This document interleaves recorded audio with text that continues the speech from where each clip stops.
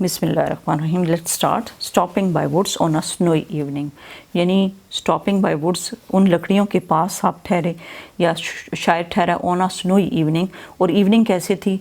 जहाँ पे स्नो हो रही थी। और ये किसने लिखा है? रॉबर्ट फ्रॉस्ट ने। Robert Frost was a poet of nature and he loved nature. तो इसी वजह से उसने ये देखें कि अब यहाँ पे लकड़ियाँ अगर पड़ी हैं तो उसको इंटरेस्ट फील हो रहा है कि he has stopped there to look at the woods and write a poem and he is thinking about that how the owner of this woods should have look like and how is this whole scenario is bringing more imaginations into his mind. तो imagine जो लोग करते हैं वो nature से प्यार करते हैं, इसीलिए उसके बारे में सोचते भी हैं। तो अब हम इसके में पढ़ते हैं कि उसने क्या बताने की कोशिश की है। Whose woods these are, I think I know. अब मुझे पता है कि ये वुड्स किसकी पड़ी हुई हैं, मुझे लगता है कि मैं उसको जानता हूँ। वैसे मैं आपको बताऊँ, जितने दुनिया में लोग हैं आप सबको जानते होते हैं, आप सिर्फ ये ज़हन में सोचते हैं कि मैं इनको जानता नहीं हूँ, क्योंकि सबके इमोशंस एक जैसे होते हैं, एक जैसे उनके प्रॉब्लम्स होते हैं, एक जैसे उनकी खुशियाँ होती हैं, और वो शो भी इमोशंस को एक जैसे तरीके से करते हैं। अगर कोई परेशान है तो वो रोता है, अगर खुश है तो हंसता है, खुश होता है। तो ये इमोशनल जो थिंग्स हैं they are all very similar. And वो कहता है कि हुज वुड्स दीज आर, ये जो लकड़ियाँ पड़ी हुई हैं, आई थिंक, मुझे पता है, मुझे लगता है कि I know, I guess I know. His house is in the village, though लगता है उसका घर कहाँ पे है? विलेज में है। He will not see me stopping here, उसको मैं तो उससे नहीं पता होगा कि मैं यहाँ पे स्टॉप किए हुए हूँ, खड़ा हुआ हूँ। To watch his woods fill up with snow, और उसकी वुड्स को देख रहा हूँ कि वो उसके ऊपर स्नो पड़ रही है।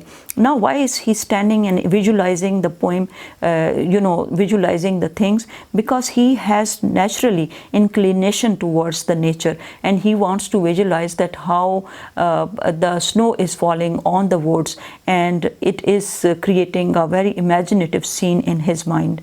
That is just the love of nature, because he wants to know about that person whose woods are these, and these are looking so imaginative to him, and this will have a lasting impression on his memory.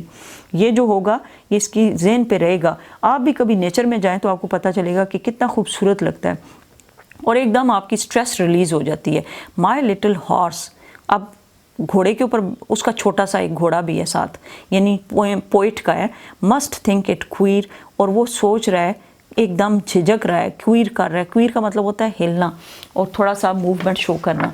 तो वो क्यों movement show कर रहा है? Because वो हैरान हो रहा है कि मेरा जो मालिक है वो यहाँ पे क्यों खड़ा हो गया। Why is he standing here, इसके खड़े होने की वजह क्या है? अब वो घोड़े की भी इमेजिनेशंस को शो करने की कोशिश कर रहा है कि घोड़ा क्या सोच रहा होगा। क्वीर कर रहा है, क्या कर रहा है? क्वीर कर रहा है। और क्वीर करने का क्या मतलब है कि ये हैरान हो रहा है कि why my this person is my lord is standing here, क्योंकि उसका तो वो मालिक है ना एक किस्म का। तो why this person is standing here and he is having a queer. जैसे my little horse must think it queer, ये मेरे छोटे घोड़े को बड़ा क्वीर लग रहा है, अजीब लग रहा है। To stop without a farmhouse near, क्योंकि उसे पता है कि यहाँ पास में फार्म हाउस नहीं है, क्योंकि फार्म हाउस होते हैं तो हम घोड़े को ठहरा देते हैं ना। तो वो अब घोड़े की भी इमेजिनेशंस को क्यों शो कर रहा है?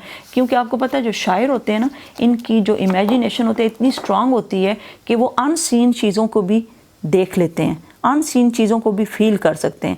और कई लोगों की इमेजिनेशन इतनी वीक होती है कि सामने खड़ा बंदा आपको बातें कर रहा है और आपको समझ नहीं आ रही कि what they are talking about. So this is a difference between a poet and a normal person, because a normal person can be so sharp, but sometimes they miss out on the things which the poet can feel. Between the woods and frozen lake, और woods के और frozen lake जो जमी हुई झील है उसके दरमियान में, the darkest evening of the year, वो कहता है ये लगता है कि पूरे साल की सबसे ज़्यादा अंधेरे वाली इवनिंग है, सबसे ज़्यादा डार्क इवनिंग है, यानी काली इवनिंग है। He gives his harness bells a shake, he gives his harness bells a shake, वो अपनी बेल्स को हिलाता है। ही गिव्स हिज हार्न, वो जो नहीं उसकी लगी हुई होती आगे की तरफ बेल्स लगी हुई होती हैं, तो उसको वो क्या करता है? हार्नेस बेल्स को हिलाता है।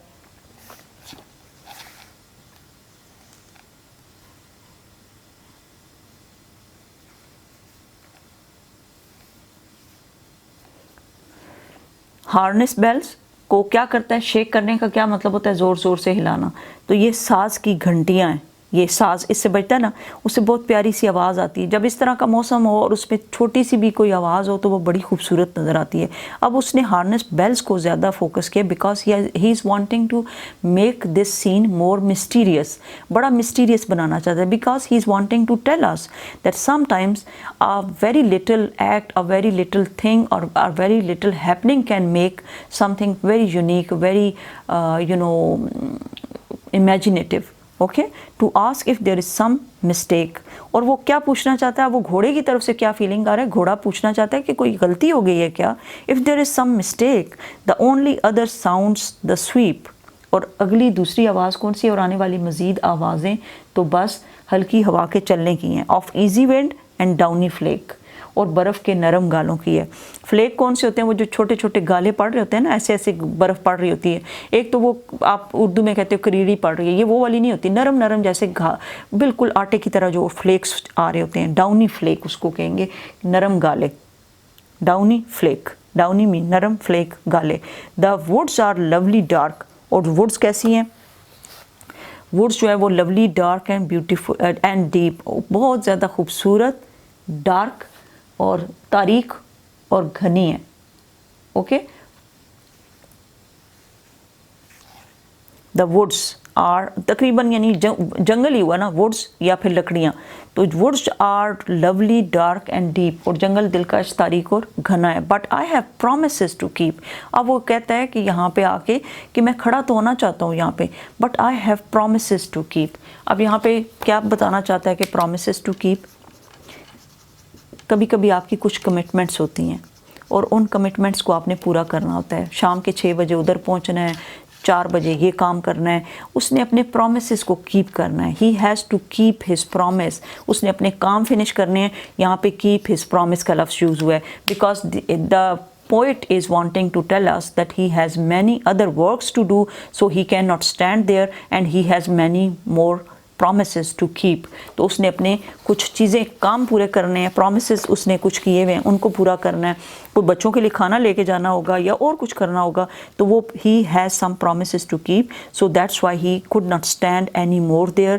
he is wanting to stand there, he has a strong wish, उसकी बड़ी ख्वाहिश है that he should stand there and look and absorb this scene into his mind, but he cannot stand because he has many more works to keep or many promises to keep and miles to go before I sleep। और मैंने बहुत सारे मीलों का सफ़र तय करना है, तो that's why I cannot stand and miles to go before I sleep. और दोबारा उसको एम्फसाइज़ कर रहा है, 2 दफ़ा कहने का मकसद ये है कि वो एम्फसाइज़ करना चाह रहा है कि मैं क्यों जाना चाहता हूँ, because I am wanting to complete many tasks hair.